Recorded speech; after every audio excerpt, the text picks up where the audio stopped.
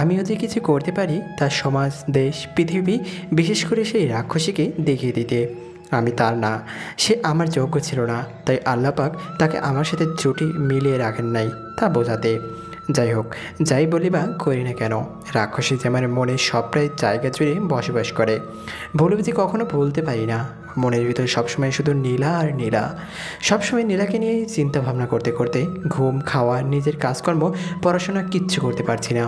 সে চিন্তা হোক নেগেটিভ বা পজিটিভ মাইন্ডের, মন তো আর কারোর ইচ্ছাই চলে না। যাই হোক, মোটামুটি প্রায় 1 মাস সেভাবেই কেটে যায়। একটা মুহূর্তের জন্য ভুলতে শত চেষ্টা করেও পারি নাই। বারবার মন চাই একবার নীলার সাথে কথা বলতে, এক পলক দেখতে, কিন্তু যতই মন আমার বিরুদ্ধে থাকুক না কেন, আমি আমার প্রতিজ্ঞায় অনড়। 1 মাস পর থেকে আস্তে আস্তে কিছুটা মন পরিবর্তন হতে শুরু করে। এখন নীলার কথা মনে পড়ে, বাট কিছুটা কম। নতুন কলেজ, নতুন বন্ধুবান্ধব, ছাড় সব মিলিয়ে ভালোই কাটছে দিনকাল। এর মধ্যে বেশ কয়েকজন বন্ধু হয়ে গেছে আমার, যদিও আগের সব বন্ধুদের কথা, ছাড়দের কথা মনে পড়ে। ইচ্ছে করলে সবার সাথে যোগাযোগ করতে পারি, কিন্তু আমি চাচ্ছি না কারোর সাথে আর যোগাযোগ রাখলে নীলাকে ভুলে থাকা আমারও কষ্টকর হয়ে যাবে। বাড়িতে বলে এসেছি কাউকে যেন আমার ঠিকানা বা ফোন নাম্বার না দেয়। আগের সব নাম্বার ওই দিনই বন্ধ করে দিয়েছিলাম। নতুন শহর, নতুন পরিবেশ, প্রথম প্রথম একটু মানিয়ে নিতে কষ্ট হলেও এখন সব মানিয়ে নিয়েছি। প্রতিদিন নিয়মিত কলেজ, বন্ধুদের সাথে আড্ডা আর পড়াশোনা করতে করতে আগের স্মৃতিগুলো মোটামুটি প্রায় ভুলেই গিয়েছিলাম। তবে মাঝে মাঝে বুকের বাঁ পাশটা হালকা কাঁপিয়ে জানান দেয়, যতই চেষ্টা করো না কেন নীলা, বা অতীত এত সহজে বলতে পারবি না। কিন্তু আমার মনে একটাই জিদ, একটাই গোল, দেখাতে হবে নিজেকে, জানান দিতে হবে পৃথিবীতে আমিও পারি। দেখতে দেখতে প্রায় 3.5 বছর কেটে যায়। একটা বাড়ির জন্য গত 3.5 বছরে বাড়ি যায় নাই। ঈদসহ বিভিন্ন বন্ধতে বাড়ি থেকেই বাবা মা এসে আমার সাথে দেখা করে গেছেন। সময়ের বিবর্তনে সব কিছু পরিবর্তনশীল, সেক্ষেত্রে আমিও ব্যতিক্রম নাই। নিজেকে এতদিন অনেক শুধরিয়ে নিয়ে পাল্টিয়ে দিয়েছি নিজেকে। এখন নিজেকেই নিজে চিনতে পারাটা কষ্টকর। বেয়াদব ছেলেটা সবার চেয়ে ভদ্র ছেলে। উস্কো খুস্কো বড় বড় চুলসহ পোশাক পাল্টিয়ে ফেলেছি, কখন তা নিজেও যায় না। ছাত্র হিসেবে কলেজে কেউ আমার ধারের কাছেও নেই। স্যারসহ সবার সাথে কথাবার্তা, ব্যবহার সহ সব কিছু মিলে ভদ্রসভ্য বলতে যা বোঝায় সব কিছু উদাহরণ আমি নিজে। মোট কথা কলেজের সবার ভালোবাসার পাত্র আমি। এই কয়েক বছরে নিজের পড়াশোনার, পোশাকের সাথে সাথে পার্সোনালিটি, বিহেভ, চলাফেরা সব পাল্টিয়ে ফেলেছি। সব মিলে শুধু কলেজ না, কলেজের বাইরেও বন্ধুবান্ধবী সহ পরিচিত সবার কাছে প্রিয় পাত্র। এতদিনে অনেকগুলো প্রপোজ পেয়েছি, বাট আমি কারোর প্রপোজাল অ্যাকসেপ্ট করতে পারি নাই। ইচ্ছে করেই নাই প্রেম করার। প্রেম ভালোবাসার প্রতি বিশ্বাস নষ্ট হয়ে গেছে। ঘৃণা ছাড়া আর কিছু নেই ভালোবাসার প্রতি। তাই বলে যে নীলাকে ভুলতে পেরেছি তা কিন্তু নয়। মাঝে মাঝেই মনে পড়ে, তবে ভালোবাসার জন্য না, ঘৃণার প্রতিবিম্ব হিসাবে মনে পড়ে। কেউ আমার সামনে রাক্ষসী বা ডাইনি, পিশাচিনী নামক শব্দটা উচ্চারণ করলে নীলের কথাই মনে পড়ে যায়। মনে পড়ে যায় কষ্টের কথাগুলো, মনে পড়ে যায় দিন রাত নীলার জন্য ভাবনার বিষয়গুলো, মনে পড়ে যায় নীলার বিছানায় পাগলের মতো ঘোরাঘুরি করার সময়গুলো। এখন খুব হাসি পাই আমার, কি পাগল ছিলাম আগে। আজ আমার ডিপ্লোমা ফাইনাল পরীক্ষার রেজাল্ট আউট হবে। খুবই চিন্তায় আছি কী না কী হয়। যদিও সবার ধারণা আমি সমগ্র বাংলাদেশ না হলেও ঢাকা বিভাগের প্রথম স্থান অধিকার করব। কি জানি আল্লাপাক কপালে কী রেখে রেখেছেন। চিন্তায় পাগল হয়ে যাচ্ছি। কলেজে এসে রেজাল্টের অপেক্ষা করছি আর দাঁত দিয়ে নখ কামড়াচ্ছি। কিছু সময় পর পর মোবাইল বের করে নেটে দেখতেছি যে নেটের রেজাল্ট আউট হলো কিনা। অনেক সময় বসে থাকার পর অবশেষে সেই লগ্ন এসে গেল। স্যার একে একে সবার রেজাল্ট দিচ্ছেন, বাট আমার রেজাল্টের নামগন্ধ নেই। তাহলে কি আমি, না, আর কিছু বলতে বা চিন্তা করতে পারছি না। পুরো পৃথিবীতে যেন ঘুরতেছে আর আকাশটা যেন আমার মাথায় ভেঙে পড়ল। অসহ্য যন্ত্রণা হচ্ছে মাথায়। চোখ দিয়ে অনবরত জল ঝরে পড়ার চেষ্টা করেও ব্যর্থ হচ্ছে। আমার অবস্থা দেখে স্টেজে থাকা সব স্যারেরা হো হো হো করে হাসতে শুরু করলো। তারপর অনেক উত্তেজনা আর হাসি নিয়ে ঘোষণা দিলেন আমি নাকি ঢাকা বিভাগের প্রথম স্থান আর সারা বাংলাদেশে দ্বিতীয় স্থান অধিকার করেছি। শোনার পর কী করব তা ভেবেই পাচ্ছি না। খুশিতে পাগল হয়ে যাচ্ছি, অতিরিক্ত খুশিতে পাথর হয়ে গেলাম। হঠাৎ করে চোখ দিয়ে নোনা পানি লাফিয়ে লাফিয়ে বের হতে শুরু করলো। তবে এটা কষ্টের পানি না, সুখের পানি। সবাই আমাকে কনগ্রাচুলেশন জানাচ্ছে। স্যার, ম্যাডাম, ছাত্রছাত্রীরা সহ সবাই আমাকে নিয়ে খুশিতে মেতে উঠেছে। কি যে ভালো লাগছে তা বলে বোঝাতে পারবো না। আজ বড্ড বেশি মনে পড়ছে আমার স্যারের কথা। ওনার উপদেশের জন্যই আজ আমি এতদূর আসতে পেরেছি। সাথে মনে পড়ছে নীলার কথা, সমাজে বড় বড় মনীষীদের কথা আজ মিলে গেল। সেই কথাটা যে তোমার নিন্দা তোমার নামে কুরটনা করে সেই প্রকৃত অর্থে বন্ধু, কারণ তার নিন্দা সূচক বাক্যের জন্যই একদিন তুমি তোমার ভুল শুধরেই বড় হতে পারবে। সত্যি সেদিন যদি নীলা আমার সাথে এমন খারাপ আচরণ না করতো, আমাকে দূরে সরিয়ে না দিত, তাহলে আজ আমি আমার এতটা সাফল্য অর্জন করতে পারতাম না। দু চোখ বেয়ে পানি ঝরেই যাচ্ছে ঝর্ণার মতো করে। সাফল্যের পানি, আমার কাঙ্ক্ষিত লক্ষ্য অর্জনের পানি। কলেজে মহাপরিচালক স্যার ঘোষণা দিলেন, শুধু ঘোষণা বললে ভুল হবে, মোট কথা অনুরোধ প্রস্তাব করলো তিনি আমি যেন বিসিএস ইঞ্জিনিয়ারিংয়ের পড়ার সাথে সাথে পার্ট টাইম জব হিসাবে এই কলেজে লেকচারার হিসেবে জয়েন করি। কিন্তু আমি অত্যন্ত দুঃখের সাথে সেই প্রস্তাব নাকচ করে দেই। যদিও এটা আমার জন্য অনেক বড় পাওনা ছিল, বাট আমার আরেকটা কাজ, আরেকটা লক্ষ্য পূরণ করতে যে এখনও বাদ আছে। আমার মনের আশা যে এতদিন ধরে মনের ভিতর পুষে রেখেছি, তা যে আমাকে পূরণ করতেই হবে। আমাকে যে সেই টাঙ্গাইল কলেজ, সেখান থেকে আমার ডিপ্লোমা শুরু করেছিলাম, সেখানে জয়েন করতে হবে। আমাকে যে দেখিয়ে দিতে হবে আমি শুধু বেয়াদবি না, আমি ভালো একজন ছাত্র, এমনকি ভালো একজন টিচার হওয়ার যোগ্যতাও রাখি। স্যারদের হাতে পায়ে ধরে কোনো কারো ব্যাখ্যা না করে, সোজাসাপটা না করে দিয়ে আমার বর্তমান কলেজের মহাপরিচালক স্যারকে অনুরোধ করি আমার জন্য আমার সেই আগের কলেজে টিচার হিসেবে নিযুক্ত করতে সাহায্য করেন। উনি যেন আমার নামে সেই আগের কলেজের প্রিন্সিপাল স্যারকেই অনুরোধ করেন। যদি আমি নিজে গেলেই বিনা দ্বিধায় টিচার হিসেবে নিয়োগ পেয়ে যাব, আর তা সম্পূর্ণটা নিজের যোগ্যতায়। তবুও আমি ওনাকে অনুরোধ করি, কারণ আমি আমার পরিচয় আগে থেকেই জানাতে চাচ্ছি না। এটা চমক হিসেবে তোলা থাক, যদিও নাম বলতে হবে, আর তাতে আমার নাম বললে সে যে কখনোই ওনারা অন্তত আমাকে কল্পনা করবেন না, তা আমি 100% শিওর। আমি তো কখনোই ওনাদের চোখে এতটা ভালো ছাত্র ছিলাম না। যে কথা সেই কাজ। মহাপরিচালক সাহেব ফোন করার সাথে সাথেই আমার রেজাল্ট শুনে খুশিতে আত্মহারা হয়ে প্রিন্সিপাল স্যার আমার পরিচয় না শুনেই রাজি হয়ে যান, আর 2 দিন পর থেকেই জয়েন করতে বলেন ওনার কলেজে কম্পিউটার ক্লাস করানোর জন্য। আমি যেমনটা চেয়েছিলাম ঠিক তেমনটাই হয়েছে। আজ আমার সব স্বপ্ন পূরণ হয়েছে। এখন শুধু বাকি রইল প্রতিশোধ নেওয়ার পালা। প্রতিশোধ, চরম প্রতিশোধ, যা নিতেই হবে আমাকে। বাড়িতে ফোন করে আব্বু আম্মুকে আমার রেজাল্ট সহ বাড়িতে ফিরে আসার কথা বলতেই আব্বু আম্মু খুশি আনন্দে আত্মহারা হয়ে পড়েন। পড়বেননি বা না কেন? ওনাদের একমাত্র বেয়াদব ফাজিল ছেলেটা যে আজ ওনাদের আশার চেয়েও অনেক অনেক বেশি কিছু করিয়ে দেখিয়েছেন। ওনাদের স্বপ্ন পূরণ করেছে, ওনাদের সম্মান পাহাড়ের চূড়ায় পৌঁছিয়ে দিয়েছে। আর সবচেয়ে বড় কথা হচ্ছে, আমি যে দীর্ঘ 3.5 বছর পর বাড়ি ফিরছি, এর যে একজন পিতামাতার আর কি আনন্দের বিষয় থাকতে পারে। আমি আর এক মুহূর্ত সময় নষ্ট না করে সেই দিন বাড়ির পথে রওনা দিলাম। আমারও যে আর তর্স হচ্ছে না বাড়ি যাওয়ার। অনেক ইচ্ছা থাকার পরেও কোনো বন্ধুকে ফোন করলাম না। আমি জানি আমার কপালে খুবই খারাপ কিছু আছে বন্ধুদের পক্ষ থেকে, তাই আর ফোন করে আগে থেকে তা পেতে চাই না। কি জানি হারামিরা আমাকে হাতের কাছে পেলে কি করে। আজ 3 বছর অধিক সময় ধরে যে আমি ওদের কারোর সাথে যোগাযোগ রাখি নাই। আল্লাহ পাক ভালোই জানেন আমার কপালে কী আছেন। আমার সাথে সাথে সব কিছু পরিবর্তন হয়ে গেছে। চেনা জানা শহরটাকে আজ অনেক বেশি অপরিচিত মনে হচ্ছে। সব কিছু পাল্টে গেছে এখানকার। আমিও তো রীতিমতো অবাক বনে গেলাম যে শহরের প্রতিটা অলিগলি আমার মুখস্থ ছিল। এই কয়েক বছরের ব্যবধানে শহরের প্রধান রাস্তাটাকে চিনতে ভীষণ কষ্ট হচ্ছে। অপরিষ্কার শহরটা বেশ গোছানো চকচকে হয়ে গেছে, অনেকটা মডার্ন শহরে পরিণত হয়েছে। বেশ ভালোই লাগছে দেখে। শুধু কি তাই, আমার যে শহরের মানে এলেঙ্গা মেইন রাস্তার উপরে একসময় ধান চাষ করতাম সরকারের আমলে নেওয়ার জন্য, আজ সেই রাস্তা 4 লেনে পরিণত হয়েছে। রাস্তার মোড়ে মোড়ে সুন্দর করে ফুলের গাছ লাগানো, রাস্তার মাঝেই ফুলের বাগান। সব মিলিয়ে অসাধারণ এক দৃশ্য, যা দেখে চোখ জুড়িয়ে গেল। শুধু অপরিবর্তিত রয়েছে আমাদের সেই বাড়ি, আমার সেই ঘর, আমার সেই চিরচেনা রুম আর বাবা মা আমাকে পেয়ে যেন চাঁদ হাতে পেলেন। এতটা খুশি আগে কখনো হতে দেখি নাই। সত্যি বাবা মায়ের ভালোবাসার জবাব নেই। আমার পছন্দের সব রান্না করা হয়েছে আজ। মন ভরে তৃপ্তি সহকারে খেলাম। কদিন পর যে এত সুন্দর মজার রান্না খেলাম তা ভুলে গিয়েছি। যাই হোক, যেহেতু রাতে বাড়ি ফিরেছি, তাই আর কারোর সাথে দেখা করার সময় হলো না। ঘুমিয়ে পড়লাম। সকালে উঠে সবাইকে ফোন করলাম, যদিও সবাইকে ফোনে পেলাম না, কারণ অনেকেই তো পুরো নাম্বার চেঞ্জ করে ফেলেছে। যখন সবাই একত্রিত হলাম আমার ধারণার বাইরে মার খেতে হলো, সাথে পকেটের সব টাকা গচ্ছে গেল। সকাল থেকে শুরু করে প্রায় রাত 12টা পর্যন্ত আড্ডা দিলাম, টান আড্ডা। রাতে ফিরে খেয়ে দিয়ে সাথে আম্মু আব্বুর দুজনের বকুনি খেয়েই ঘুমাতে গেলাম। রাতে ঘুমটা ভালো মতো হলো না। সকাল হলেই সেই কাঙ্ক্ষিত লক্ষ্যে পৌঁছাতে হবে।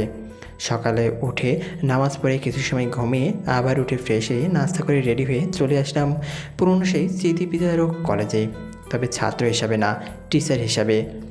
কলেজে সেই প্রিন্সিপাল সাহেবের সাথে দেখা করলাম আর পরিচয় জানালাম। প্রথমে তো চিনতে পারে নাই, পরে সব খুলে বলাতেই চিনতে পারলেন আর অনেক অনেক খুশিও হলেন।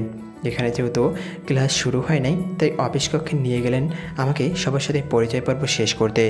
অফিস কক্ষে গিয়ে কিছুটা থতমত খেয়ে যাই। নতুন পুরাতন প্রায় সব স্যার ম্যাডাম, আমির স্যার সহ সবাই আছেন, বাট নীলার দেখা নেই। কিছুটা রাগ উঠে যায়, যাকে দেখানোর জন্য এত কিছু আর সেই কিনা নেই। যাই হোক, সবার সাথেই পরিচয় হলাম। যদিও অনেকেই আগে থেকেই চিনেন, তবু ফর্মালিটি বলতে তো কিছু একটা আছে নাকি। সবাই আমার এমন পরিবর্তন দেখেই খুশি হলেও কেন জানি আমার প্রিয় স্যার, যার জন্য আমি আহদুর, সে যে সবচেয়ে বেশি খুশি হওয়ার কথা, তার মুখে হাসি নেই। একটা কথা বলছেন না, আমি বারবার করে বললাম, পরের কোনো উত্তর পাচ্ছি না। এমন করার কারণটা মাথায় ঢুকছে না, আর নীলাকেও তো দেখতে পাচ্ছি না। তাহলে কি নীলার না, আর ভাবতে পারছে না। নিশ্চয়ই কিছু একটা হয়েছে, যার জন্য স্যার আমার উপর অভিমান করে আছেন, কিন্তু কি হয়েছে তাই মাথায় আসছে না। স্যারের ভাবভঙ্গি সুবিধার নয়, জানতে হবে কি হয়েছে। কোনো মতে পরিচয় পর্ব শেষ করে আমির স্যারের পিছু পিছু বাইরে চলে আসলাম। অনেকবার জিজ্ঞেস করার পর মুখ খুললেন, আর ওনার সব কথা শুনে জীবনের সবচেয়ে বড় শখ খেলাম। মাথায় পুরো বিশ্বমণ্ডল ভেঙে পড়ল। উনি বললেন, কী জানতে চাস তুই? কী জানতে চাস? নীলা বেঁচে আছে কি না মরে গেছে সেই কথা? আমি তোকে আমার নিজের চেয়েও বেশি বিশ্বাস করতাম। নিজেকে যতটা না ভালোবাসি, তার চেয়েও অধিক পরিমাণে ভালো তোদের দুজনকে বাসতাম।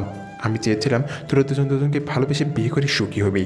আমি কখনো নীলাকে সুখী থাকতে, মন খুলে হাসতে দেখি নাই তুই ওর জীবনে আসার পূর্বে। ভেবেছিলাম যে তুই একমাত্র ব্যক্তি যে নীলাকে অনেক অনেক হ্যাপি করতে পারবি, সারা জীবন আগলে রাখতে পারবি। কিন্তু না, আমার ধারণাটা সবটাই ভুল ছিল। তুইও অন্য সবার মতো, যেখানে কোনো ভালোবাসা নেই। স্যার, আপনি সব কী বলতেছেন? আমি তো কিছুই বুঝতে পারছি না। আপনি ভালো করেই জানেন আমি নীলাকে কতটা লাভ করতাম, আর ওর পিছনে কীভাবে পড়ে থাকতাম। তার বিনিময়ে ও আমাকে কী দিয়েছে? লাঞ্ছনা ছাড়া আর কিচ্ছু পাই নাই কখনো। সবসময় দুর্ব্যবহার করতো, অপমান করতো। এমনকি আমার এতটা বছর নিজের বাবা মা, নিজের বন্ধুবান্ধব, আত্মীয় স্বজন, এমনকি নিজের বাড়িঘর, নিজের শহর ছেড়ে অনেক দূরে থাকতে বাধ্য করেছে। আর আপনি আমাকে ভুল বুঝতেছেন? আপনি কি জানেন সেদিন আপনার এখান থেকে বের হয়ে যাওয়ার পর কী ঘটেছিল? আমি সব জানি, বাট তুই কিচ্ছু জানিস না, জানতে চাসনি, বুঝতে চাসনি নীলাকে। নীলার ভিতরে জমানো কথাগুলো শুনতে চেষ্টা করিস নাই, নীলার প্রতি তোর ভালোবাসার ফিল করতে পারিস নাই। তুই কেমন প্রেমিক যে নিজের ভালোবাসার মানুষকে মন বুঝতে পারিস না? মানে স্যার? মানে কিছু না, যা এতদিন শুনবার চেষ্টা করিস নাই, বুঝতে চাসনি, তা আজ শুনলেও হবে। স্যারের কথায় রহস্যের পরিমাণ বৃদ্ধি পাচ্ছে, সাথে আমার হার্টবিট ধুক করে শুরু করে দিচ্ছে। স্যারকে আরও বেশি ফোর্স করি সত্যিটা কি তা বলতে। কি এমন কাহিনী যার জন্য স্যার আমাকে ভুল বুঝতেছেন? স্যার আবার বলতে শুরু করলেন, নীলা যে মাহারা মেয়ে তা তো তুই ভালো করে জানিস, সাথে এটাও জানিস যে নীলা ওর পরিবার থেকে খারাপ আচরণ ছাড়া আর কিছুই পায়নি। সবসময় নীলা বলতো যে ওর জীবনে এমন কেউ আসুক যে ওর মনের ভিতর জমে থাকা সব কষ্ট তার ভালোবাসা দিয়ে সুখে পরিপূর্ণ করে দিবে। সে যেমনই হোক না কেন, হোক সে গরিব, যে নীলাকে সবসময় মজা, হাসি, রং তামাশায় জড়িয়ে রাখতে পারবে তেমন একজনকে জীবনসঙ্গী হিসেবে বেছে নিবে। আর অনেকভাবেই হোক, আর যেভাবেই হোক, তুই ওর জীবনে এসে গেলি। প্রথম দিকে তুই মনে করে দেখ, তুই যতই ফাজলামি করতি না কেন, নীলে কিচ্ছু বলতো না। আসলে সত্যি বলতে ও তোর ফাজলামিগুলোতে এনজয় করতো।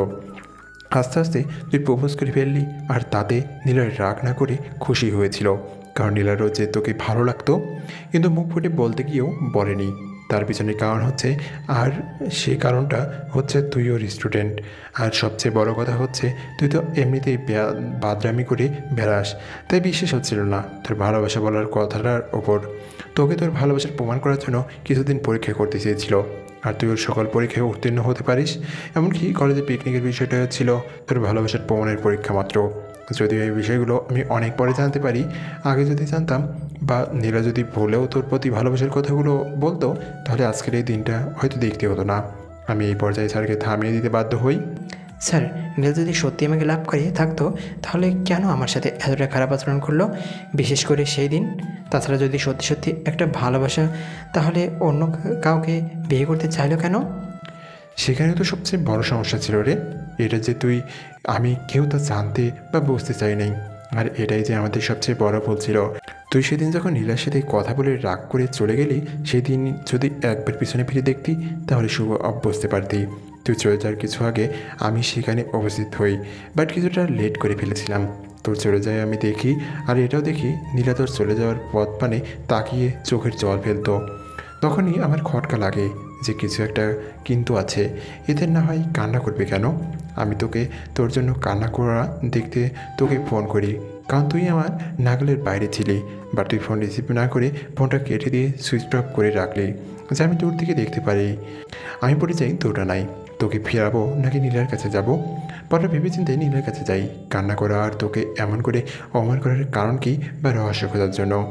আর এটাই ছিল মস্ত বড় ভুল। যাই হোক, নীলার কাছে গিয়ে অনেক কথা বলে অপমান করি। কেন সে তোকে এতটা অপমান করলো? কেন সে তোকে ফিরিয়ে দিল? আবার কেনই বা কান্নাকাটি করছে? নীলা আমাকে কিছু না বলে আমাকে ধরে শুধু কেঁদেই চলেছে অনবরত। কথা বলতে কেউ আটকে যাচ্ছে, থতমত হয়ে কাঁপছে ঝড়ের বেগে। নীলার এমন অবস্থা দেখে ভয় পেয়ে যাই। কোনো মতেই ধরে নীলের বাসায় নিয়ে যাই। বাসায় যাওয়ার পর জ্ঞান হারিয়ে ফেলে। সেখান থেকে হাসপাতালে ভর্তি করতে বাধ্য হই। হাসপাতালে চিকিৎসা করার পরেও 3 দিন পর জ্ঞান ফিরে। আর সেই 3 দিন আমি ওর সাথেই ওই হাসপাতালে অবস্থান করি। সেই 3 দিন তোকে যে কত হাজারবার ফোন কন্ট্যাক্ট করার চেষ্টা করেছি তা বলে বোঝাতে পারবো না, কিন্তু তোর ফোন একটা বারের জন্য অন পায় নাই। 3 দিন পর জ্ঞান ফিরলেও কথা বলার মতো অবস্থায় ছিল না। তারপরেও আমি বাধ্য করি সত্যিটা বলতে। আমার কথা শুনে আবার হো হো করে কেঁদে ওঠে। কিছুটা শান্ত হওয়ার পর কাঁপা কাঁপা গলায় সব বলতে শুরু করে, আর যা বলে তাতে আমার মাটির নিচ থেকে মাটি সরে যাওয়ার অবস্থা। নীলার বলে ওর নাকি ব্লাড ক্যান্সার, আর এটা কিছুদিন আগেই জানতে পেরেছে, আর কিছুদিন বাঁচবে বলে ডাক্তার জানিয়েছে। তোর ভালোবাসা দেখে নীলা তোকে এই কথাটা বলার মতো সাহস পায় নাই, কারণ তুই এই কথাটা শুনে নিজেকে সামলাতে পারবি না। তোর কষ্টের কথা ভেবে নিজে নিজে সিদ্ধান্ত নেয় তোর সাথে খারাপ ব্যবহার করে, যাতে তুই নীলাকে ভুল বুঝে নিজ থেকে সরে যাস। বাট তাতেই কোনো কাজ বা ফল না পেয়ে বিহীন নাটক আর তোকে পরীক্ষায় ফেল করিয়ে দেয়, যাতে নীলার প্রতি তোর ভালোবাসা ঘৃণায় পরিণত হয়। সারা জীবনের জন্য ভুলে যাস নীলাকে।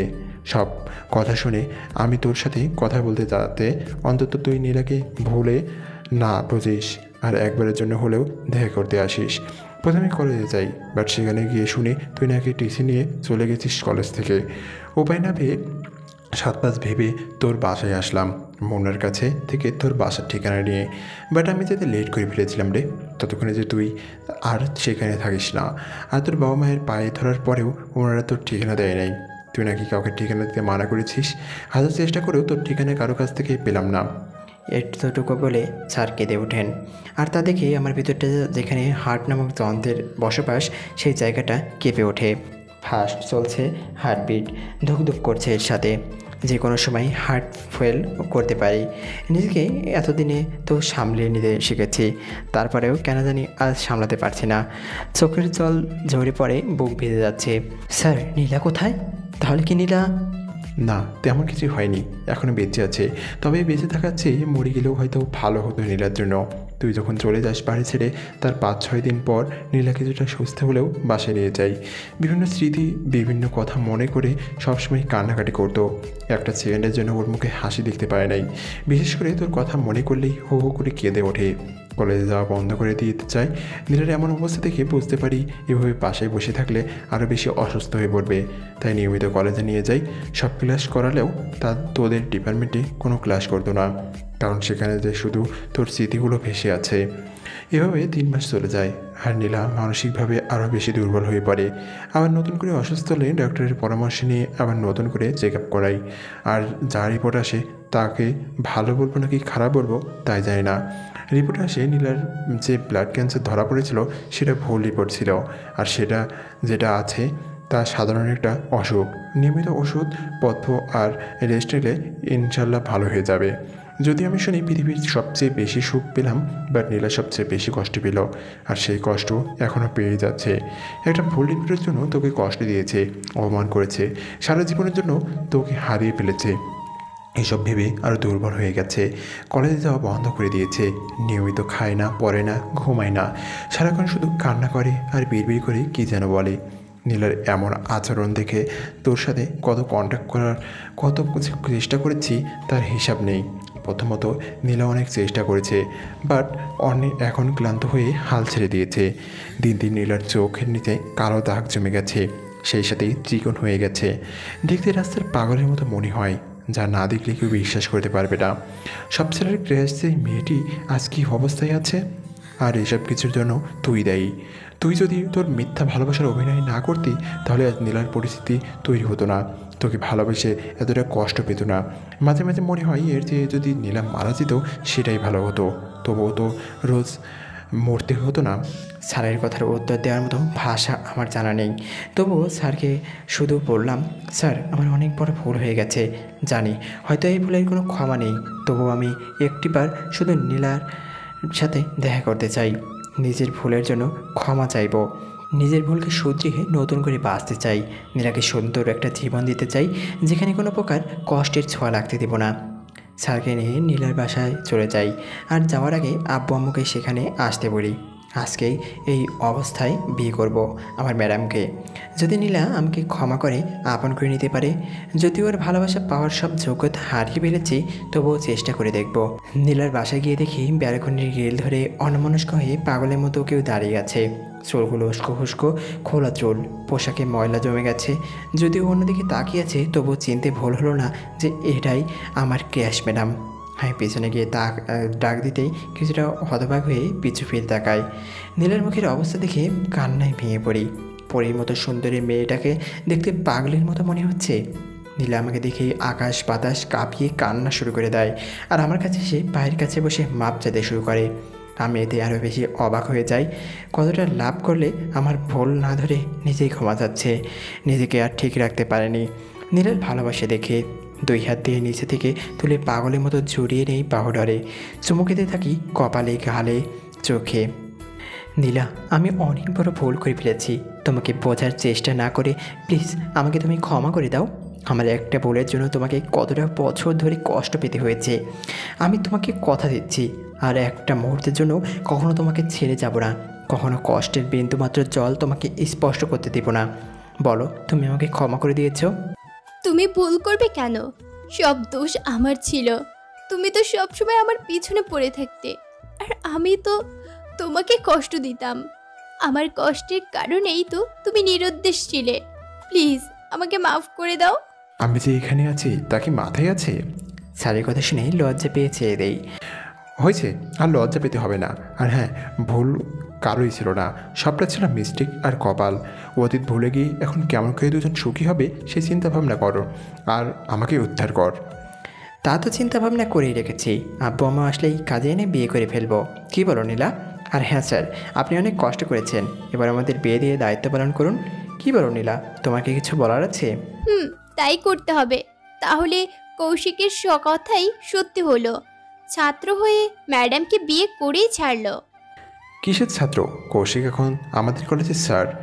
তারপর নীলাকে সব খুলে বললেন। এদিকে আব্বু আম্মু চলে আসেন, স্যার কাজে এনে বিয়ের ব্যবস্থা করেন। সেদিন বিয়ে কমপ্লিট হয় সবার সম্মতিতে। তবে নীলা অনেক বেশি অসুস্থ থাকায় আমার বাড়িতে কিছুদিন পর তুলে নিয়ে যাই। আমার ভালোবাসা দিয়ে তাড়াতাড়ি সুস্থ করে তুলি। আল্লাহ পাকের রহমতেই অনেক দ্রুত সুস্থ হয়ে ওঠে। তারপর আসে সেই কাঙ্ক্ষিত স্বর্গ সুখের লগ্ন, মানে বাসর রাত।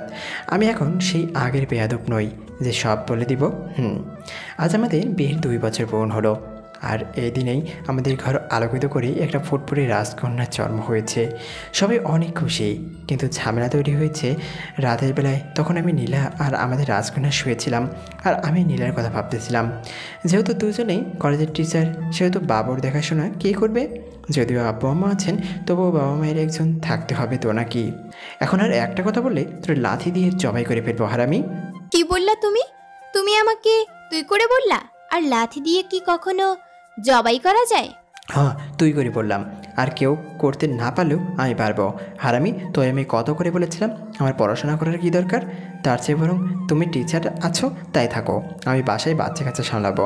কিন্তু তখন তো আমার কথা পছন্দ হয় নাই, এখন ঠেলা সামলাও। এই কথা? তুমি সত্যি আর ভালো হলে না, ফাইজলামি আর করা বাদ দিতে পারলে না। কেন বাদ দেবো? এই ফাজিল কারোর জন্যই তো তোমার মতো মিষ্টি ম্যাডামের বর হতে পেরেছি। এভাবে মজা, ফান আর ভালোবাসায় কাটছে আমাদের জীবন। দোয়া করবেন জীবনের বাকিটা সময় যেন এমন করে কাটাতে পারি। এভাবেই আমাদের আরও একটি ভালোবাসার গল্প শেষ হয়ে গেল। আমাদের নতুন নতুন ভালোবাসা গল্প পাওয়ার জন্য আমাদের চ্যানেলটি এখনই সাবস্ক্রাইব করে পাশে থাকা বেল বাটনটি অন করে রাখুন। আর গল্পটি ভালো লাগলে প্লিজ একটি লাইক দিন, শেয়ার করে বন্ধুদের দেখার সুযোগ করে দিন, কমেন্ট করে জানান আপনার মূল্যবান মন্তব্য। আরে সাবস্ক্রাইব করতে কিন্তু ভুলবেন না। ভালো থাকবেন, ভালো রাখবেন। নতুন নতুন গল্প খুব শীঘ্রই আসবে, সে গল্পগুলো দেখার আমন্ত্রণ জানিয়ে আজকের মতো এইখানে বিদায় নিচ্ছি। আল্লাহ হাফেজ।